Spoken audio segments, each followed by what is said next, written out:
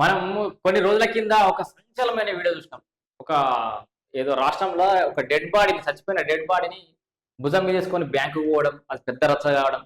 బ్యాంకుకి పోవడం లాంటి సంఘటనలు కొన్నైతే ఇంటికి తీసుకెళ్ళడానికి ఆటోకు డబ్బులు లేక, అంబులెన్స్‌లకు డబ్బులు లేక, కవర్లలో చుట్టుకొని భుజాల మీదెత్తుకొని కిలోమీటర్లు పిల్లల్నెత్తుకొని తండ్రులెత్తుకొని పిల్లలు పోయినటువంటి సంఘటనలు అనేకం చూసినాం. అయితే తెలంగాణ రాష్ట్రంలో అట్లాంటి పరిస్థితులు రావద్దని, అంబులెన్స్‌లు సరిగ్గా లేక సొంతంగా ఊర్లకు ఇప్పుడు గాంధీ హాస్పిటల్ ఎవరైనా చనిపోతే మారుమూల ప్రాంతాలకు కొమురం భీం, ఆసిఫాబాద్, మంచిర్యాలలో అటు ఇటు ఎటైనా కోరుట్లకు పోవాలంటే 20,000, 30,000 అంబులెన్స్‌లకు లేదా ప్రైవేట్ వెహికల్స్ పెట్టుకొని డెడ్ బాడీలను తీసుకుపోతున్నటువంటి పరిస్థితి ఉంది.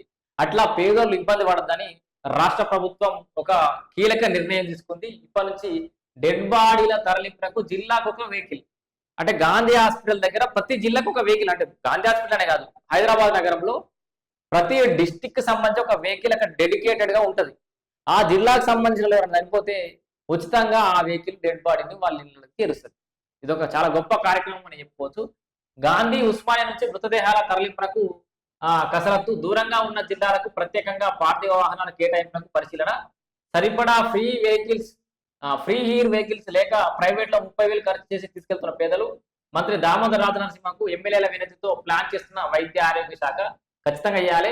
గాంధీ, ఉస్మానియా, నీలోఫర్, ఎంఎన్జే హాస్పిటల్స్ నుంచి మృతదేహాల సొంత ఊర్లకు తరలించడానికి వెహికల్స్ కేటాయించాల్సిన ప్రభుత్వం వ్యాచిస్తోంది. హైదరాబాద్ కు దూరంగా ఉండే ఆదిలాబాద్ కావచ్చు, నిర్మల్, ఆసిఫాబాద్, మంచిర్యాల, మూలుగు, భూపాలపల్లి, భద్రాచలం, ఖమ్మం తదితర జిల్లాలకు ప్రత్యేకంగా ఒక ఫ్రీ హీర్స్ అంటే ఉచిత మృతదేహ రవాణా వెహికల్ కేటాయించేందుకైతే కసరత్తు చేస్తున్నారు. ఇటీవల జిల్లాల ఎమ్మెల్యేలు రాష్ట్ర వైద్య ఆరోగ్య శాఖ మంత్రి దామోదర్ రాజనరసింహన్ కలిసి తమ ప్రాంతాల ప్రజలు పడుతున్న ఇబ్బందులను వివరించారు. సో దీంతో స్పందించిన మంత్రి ఏ జిల్లాకు చెందిన మృతదేహాన్ని ఆ జిల్లాకు కేటాయించిన వాహనంలోనే ఎలాంటి రాజకీయ సిఫార్సులు లేకుండా, ఎలాంటి మధ్యవర్తులు లేకుండా పంపించాలని చెప్పేసి ఆలోచిస్తారు. అవసరమైతే రద్దీ ఎక్కువగా ఉండే జిల్లాలకు ఒకటి కంటే ఎక్కువ వెహికల్స్, ఒకవేళ ఏదైనా జిల్లాకు ఎక్కువ మంది చనిపోతారు, లేకపోతే చాలా దూరం ఉంది అనుకున్న పెద్ద జిల్లా ఉందనుకో, 2 వెహికల్స్ ఎక్కువ పెడతారు కావాలంటే.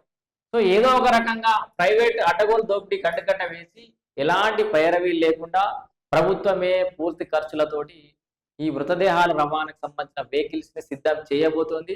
ఇది అతి త్వరగా వార్తలకే పరిమితం కాకుండా రాజనరసింహ గారు తొందరగా దీని మీద ప్రత్యేకమైన చొరవ తీసుకొని ఈ వెహికల్స్ ఏర్పాటు చేస్తే ఇది, ఎందుకంటే చావు కూడా గౌరవంగా జరగాలి. వాస్తవానికి బ్రతుకున్నప్పుడు ఎవరు పట్టించుకోరే వారిని, కనీసం చావులోనైనా చివరి మజిలీ అయినా కొంచెం గౌరవంగా జరగాలి. ఎక్కడో హైదరాబాద్ నగరంలో ఆసుపత్రిలో అద్దాల వేడలో చచ్చిపోయిన మృతదేహాన్ని గౌరవం లేకుండా ఎక్కడ పడితే అక్కడ తీసుకుపోయి దానికి కూడా డబ్బులు కట్టి పాప పేదోళ్ళు, అంటే ప్రైవేట్ ఆసుపత్రులలో చూపెట్టుకోవడానికి డబ్బులు లేకనే, స్తోమత లేకనే ప్రభుత్వ ఆసుపత్రిలో పోతారు. అక్కడ చనిపోయిన తర్వాత చావు కూడా భారం అవుతుంది పేదోళ్ళకి ఈ మధ్యలో. సో చావులు ఎప్పుడు పేదోళ్ళకి భారం కావద్దు. అదొక గౌరవంగా చివరి కార్యక్రమాలు జరిగే విధంగా ప్రభుత్వం నిర్ణయం తీసుకోవడం హర్షించదగ్గ విషయం.